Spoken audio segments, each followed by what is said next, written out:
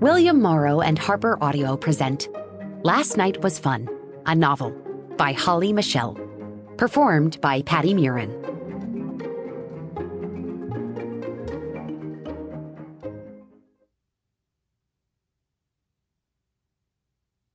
For all the data nerds. Author's note. This book centers on characters who work for a fictional professional baseball team.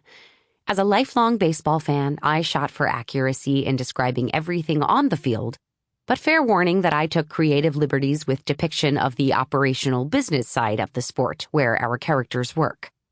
I did this, dear readers, largely for what we in the genre refer to as romance reasons. Please enjoy with that spirit in mind.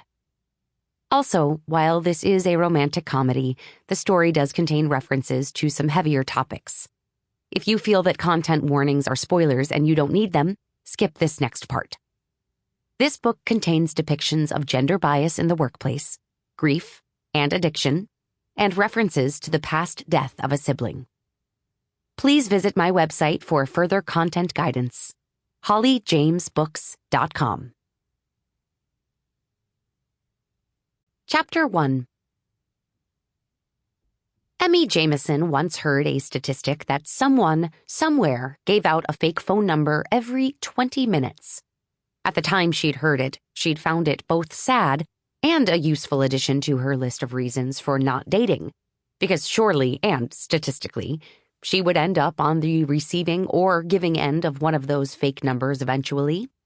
And that was simply too tragic to aspire to.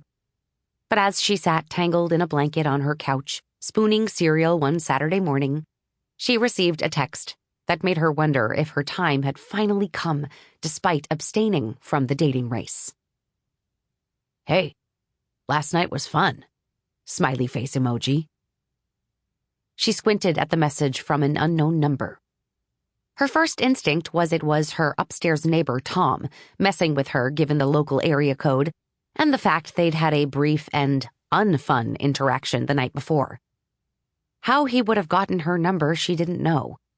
Nor did she know why she was fated to live below a crotchety old man with a mean cat that had a habit of parkouring down onto her balcony just to lick its butt when every single woman her age in a book or movie by law shared buildings with brooding, interesting men who looked good leaning in door jambs.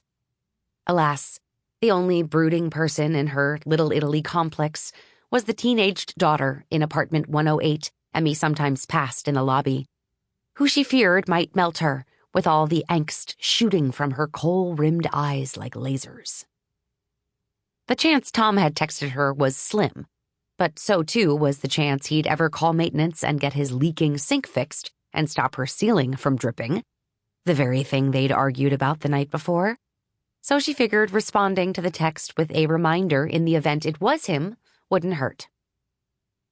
"Listen, Tom, I don't know what passes for fun up there on the 3rd floor, but those of us on 2 don't consider skating around the kitchen with bath towels for shoes a great way to spend a Friday night. Please call maintenance about the sink." She hit send and dropped her phone on the cushion beside her. If Tom had the nerve to respond at all, he'd write back a treatise on all her shortcomings as a neighbor.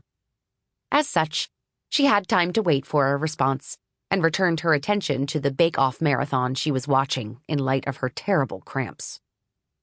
Her uterus was a real cranky bitch sometimes, and Emmy didn't feel the behavior should be rewarded with a morning at the farmer's market, tasting cheeses and picking out flowers. She wasn't even feeling up for getting ahead on work, as she was wont to do on Saturday mornings. So instead, she was on the couch under a pile of blankets, watching mild-mannered contestants do their best with soufflé. Her phone pinged from beside her, and she saw another message from the same number. Who's Tom?" Emmy frowned and lifted it to tap out a response with one thumb. She had to hit delete several times and watch the blinking cursor eat her errors before she revised and hit send. Sample complete. Ready to continue?